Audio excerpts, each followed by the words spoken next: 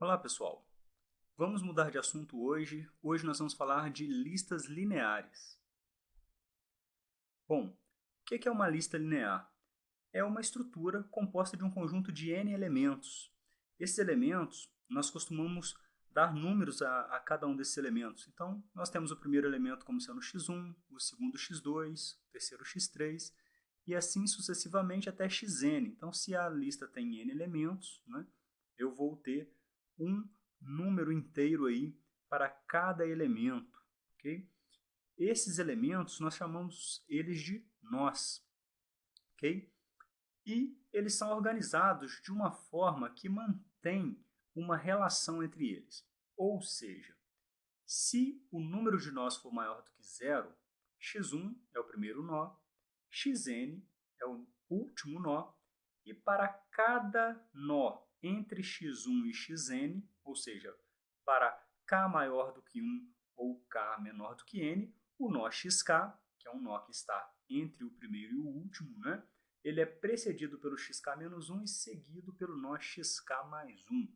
Ou seja, dá para você perceber que os índices ali, né, nós estamos utilizando um número para cada elemento, podemos chamar esses números de índices, né?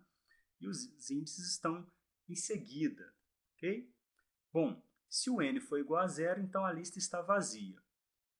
Note que esta definição aqui foi feita de uma forma geral, mas não específica para como nós vamos implementar. É comum em implementações, se nós formos indexar esses elementos, né, nós começarmos pelo elemento zero e não 1. A contagem na linguagem que nós vamos utilizar para a implementação dessas listas, que é C#, começa com zero. Né? Então, nós iríamos de 0 até n-1, tamanho menos 1, o último nó. Okay? Bom, existem algumas operações que são comuns, né, em listas encadeadas. A primeira é consultar um determinado nó.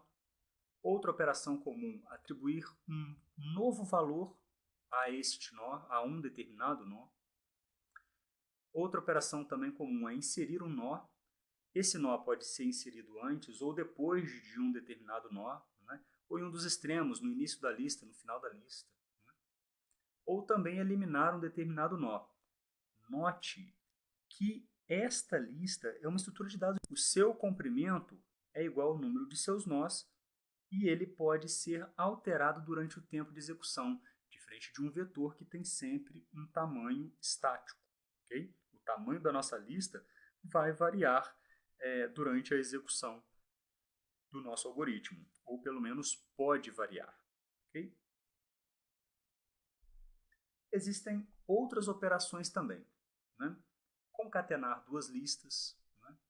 Mantendo ordem de elementos, não mantendo ordem de elementos, isso pode ser uma operação desejada também. Determinar o comprimento de uma lista, né? Isso daqui é bastante comum. Localizar o nó que contém um determinado dado, também. Partir uma lista em duas ou mais, fazer uma cópia de uma lista, ordenar os nós de uma lista, ou seja, tem muita coisa que nós podemos fazer com listas encadeadas, né? E em alguns exercícios que nós vamos fazer durante a aula presencial, nós vamos treinar, né, algumas operações. Essa daqui nós vamos desenvolver praticamente todas essas operações aqui ainda em exercícios. Okay?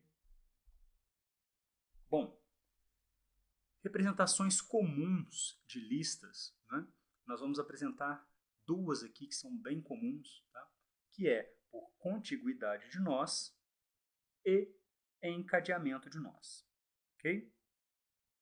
Bom, como que você vai escolher se você vai representar a sua lista de uma forma ou de outra, ou seja, por contiguidade ou por encadeamento? Depende. Ok?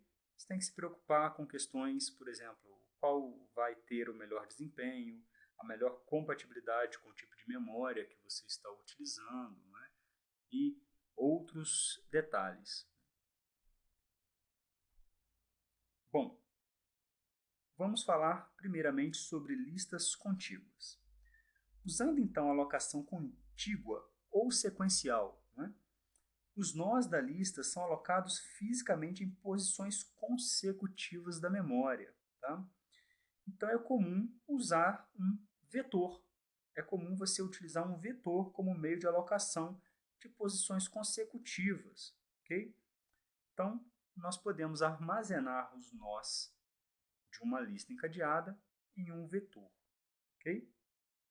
Então, esquematicamente, nós temos aqui uma lista contígua com n nós. Né? Aqui nós temos os índices do nosso vetor, 0, 1, 2, continua até n-2 e n-1. E depois, aqui dentro, nós temos a lista x com o elemento x da posição 0, x da posição 1, x2, até xn-1.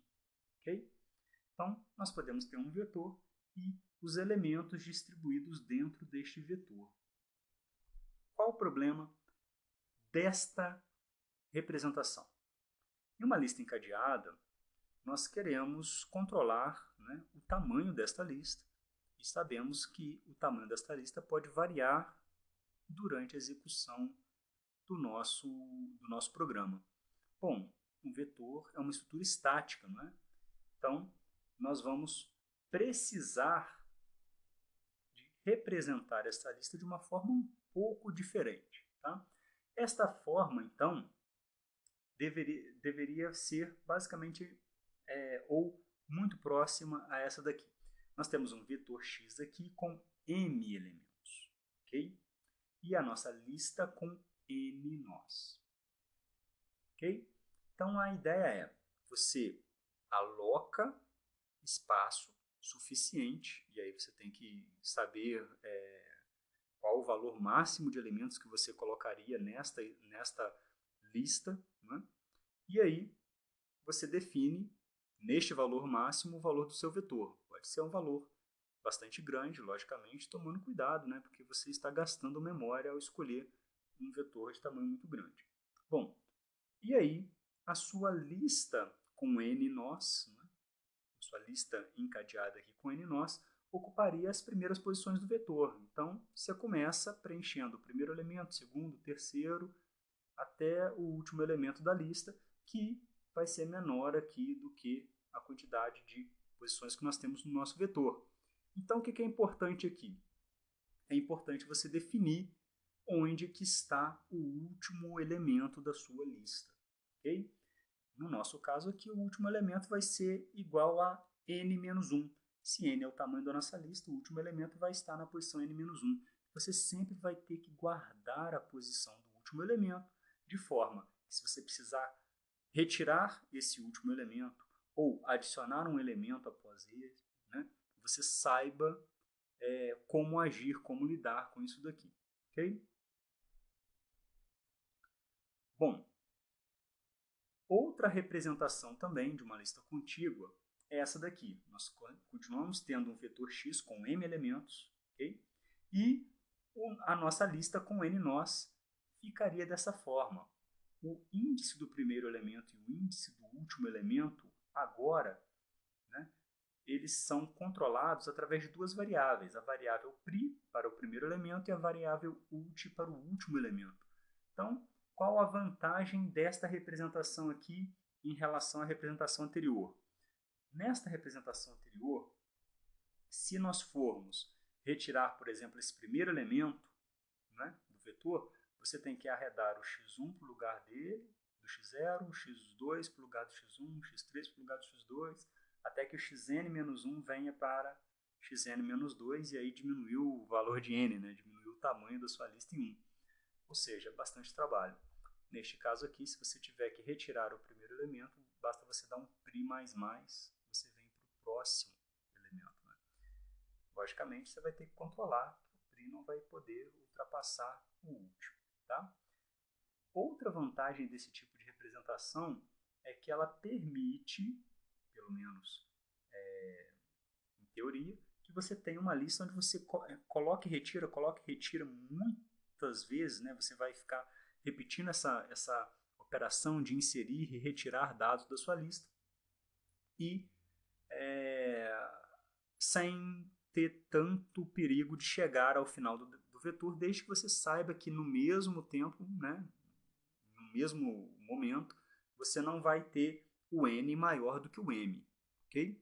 Então, como ficaria isso? Porque o último, ao chegar no primeiro, o ult, ao chegar aqui na posição do m-1, se você for adicionar um elemento, você pode resetar ele para o zero, ok? Você começaria sempre de primeiro, iria até o final do vetor, ainda não encontrou o último, reseta, então você consegue continuar navegando na sua lista, né? Mesmo que ela já tenha ultrapassado, né? O n ultrapassou o m só no vetor, mas o número de nós exatamente ainda não ultrapassou. Como que isso pode acontecer? Você inseriu elementos, né, na sua lista encadeada, retirou, então seu PRI pode ter começado aqui ou em qualquer outro momento, em algum momento ult alcançou o final do vetor, você volta para o início, ok? Ou também, simplesmente, você escolhe aqui um primeiro muito grande, um último também muito grande, e aí você tem a facilidade de retirar o primeiro elemento do vetor, ou retirar o último elemento do vetor, fazendo ult menos menos aqui também, com uma certa facilidade, ok? Nesta aula, nós vimos as listas contíguas. Na próxima aula, nós vamos falar sobre as listas encadeadas. Até lá!